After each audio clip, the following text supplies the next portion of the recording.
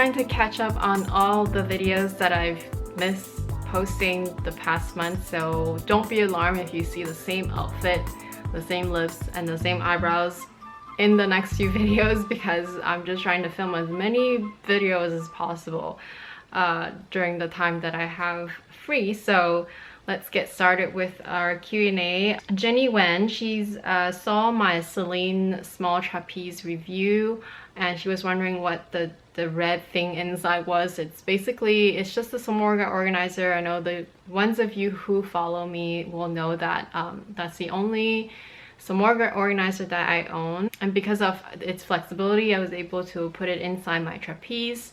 However, I don't think that you really need to if you ever consider buying a small trapeze bag like mine, the same size anyway. I really don't think you need an organizer for that bag, because the opening is so large, you'll be able to find what you need. And also I find that with an organizer, it really does limit the amount of things that you can put inside, and it's just really unnecessary. So although a good idea, not quite practical. So I just wanted to mention that. If you do want to know more about the SAMORGA organizer, I do have a video on it.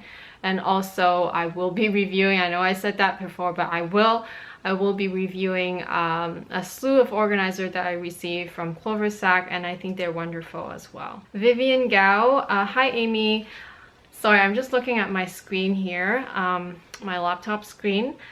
Love all your videos. I'd like to ask if you feel the strap on your Speedy B25 comfortable, how you adjust your strap. Mine is really stiff, and the buckle on the strap also very uncomfortable to me.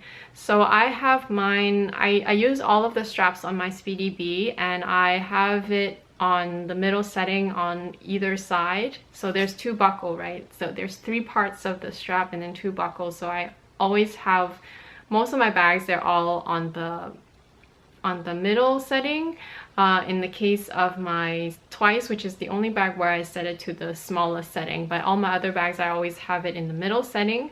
And you're right, I feel like damier Ben in general, although they are, you know, treated leather and they are more weatherproof in that sense, I feel like they are stiffer, and I feel like they are they take a lot longer to adjust, especially if you're sensitive to stiffness of straps, or if you have just like sensitive joints in general like me. I do feel that they do dig in, and it is quite uncomfortable at first. I still find that it is stiff enough to be uncomfortable sometimes, because sometimes my joints are just better, and on those days it's just easier for me to use those bags. On days where I don't feel very well, then it's just harder for me to use bags with stiffer straps, and therefore I've been really appreciating all my bags that are monogrammed, because they come with the vaqueta strap, which is a lot softer to begin with. I also love the other leather bags, such as, you know, the Alma, or in the case of my trapeze, those straps are comfortable right off the bat, and they just become softer even faster and easier. So I really do appreciate that. But you're right, there is really no other way of adjusting the damier Ben strap other than, you know, with more wear. And I have come to learn actually that as much as I do love the print, I have come to learn that if I was gonna rely on, say, a shoulder strap that comes with the bag a lot, then I might want to reconsider purchasing such bags, because I know that in the long term my shoulders are always gonna be okay sometimes and not sometimes. So like, to not be able to use a bag because of my health condition, then it's just doesn't make any sense. So I might even hold off buying further damier Ben bags unless I don't have to rely on the strap that much, if that makes any sense. Or if they're really small bags, then, you know, maybe because bigger bags, they have more weight, the more things you can stuff in it, and therefore they will be harder on your shoulder as well. So Yeah, unfortunately, that's the case with Damier. Susie does the Speedy 25 pocket fit an iPhone 6? So I don't have an iPhone 6, Susie. I do have the Nexus 6, which is bigger than the iPhone 6 Plus, and I can tell you that this will not fit into the Speedy 25 pocket. And I know you're talking about the old model pocket. It won't fit the new model either, but like it doesn't fit the old model either. I feel like the pocket inside the Speedies are useless sometimes, useless in most cases, but if you have little things that you want to put in there temporarily, such as say you want to remove your ring temporarily, or like things like that, then it's useful in that case. Or if you had like a business card that you wanted to just like stow away quickly, that's where you would, you know, that's a great place to put it. But in general, I feel like it's not really a practical pocket to have. Like it can't really hold your phone, and it might hold your keys. It does, in my case, it does hold my 6 key holder, but it does stick out, and then also depending on the content, it's sometimes hard to zip it up, the bag I mean. So it really is, it's a pocket that's, you know, I mean, it's great to have, but it's not really like super useful. G Chanel, why don't you draw your eyebrows? Well, girl, I have done it today, as you can see, and I know, yes, I still have to get my eyebrows done. I don't always get them done very often, just because, I don't know, I'm a little bit lazy in a sense. It's important to be put together, but it's not so important to me to be like perfect, if that makes sense. I don't think anybody can be perfect. I know some people cannot live without having their face made up, you know, like super well made up, and they look super pretty to me. Of course, that's not a priority for me, and honestly, I don't always have energy to do so. So I try to look presentable. I'm not gonna be perfect, and yes, my eyebrows are not perfect either. I do have to get them threaded periodically. I don't go as often as I should probably, but I know that even if I get them threaded, they still have spots that are a little bit more sparse, but I don't care. And you know, this is pretty much the most made up that I would ever, you know, do to myself. I don't really do that on a regular basis, and you know, sometimes I feel inspired and I do it, sometimes I don't, and I don't bother. So that's my answer for you. But I really do appreciate the people that take the time to do it, and they've gotten so used to it that they can do it super fast. So good for you guys. Sophia Langley, she's wondering if I would post videos on my Alaska cruise, and of course I will. I will post vlogs, and I might even do some sort of like vlog slash like talking about my experience with the cruise.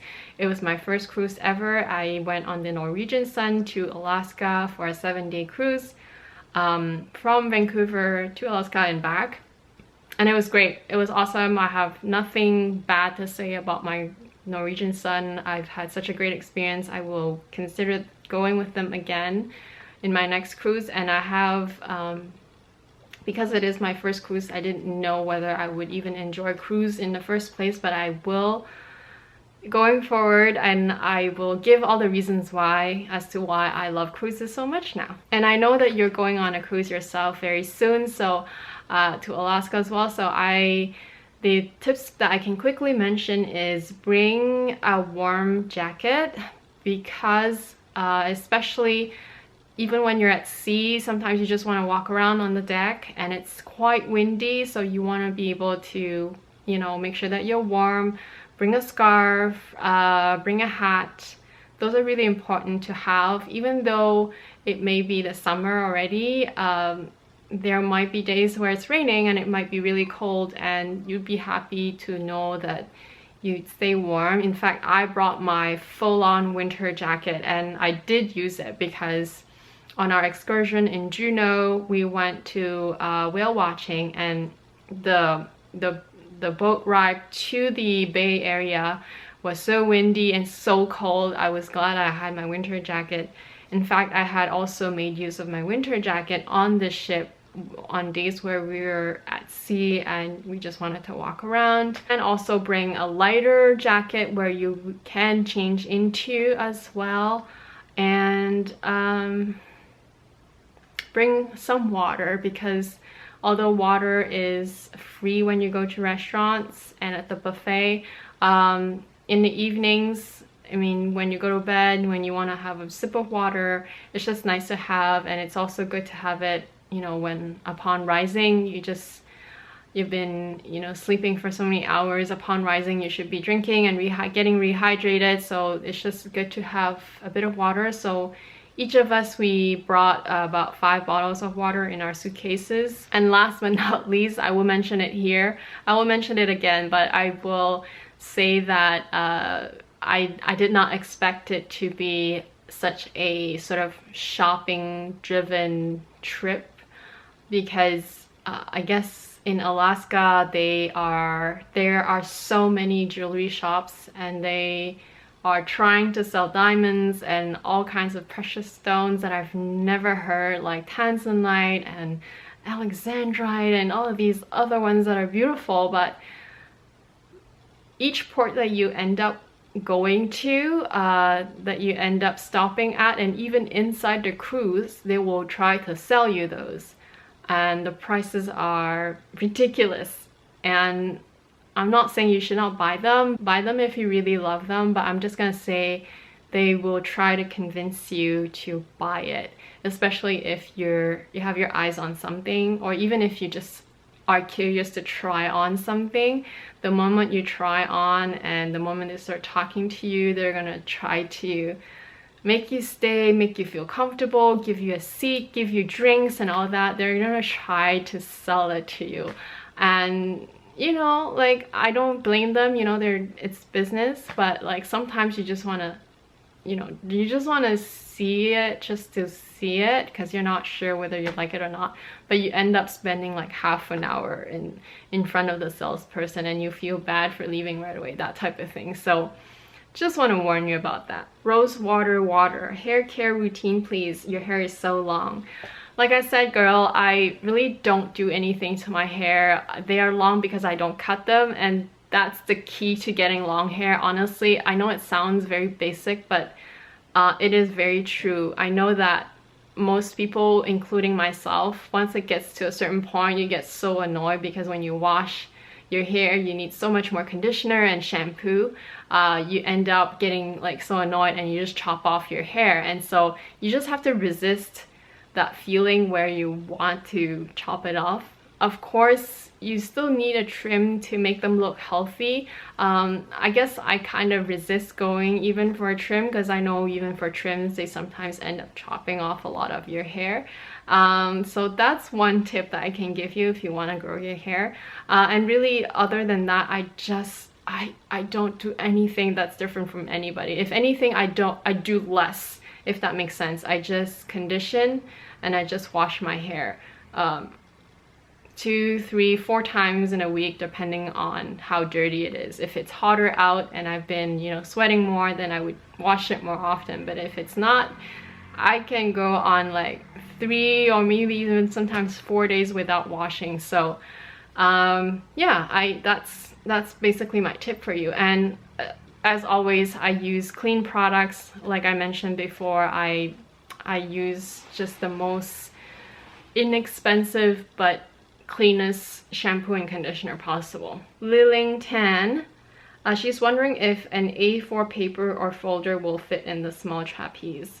So the trapeze, my trapeze anyway, is the small size, or they call it the mini size as well.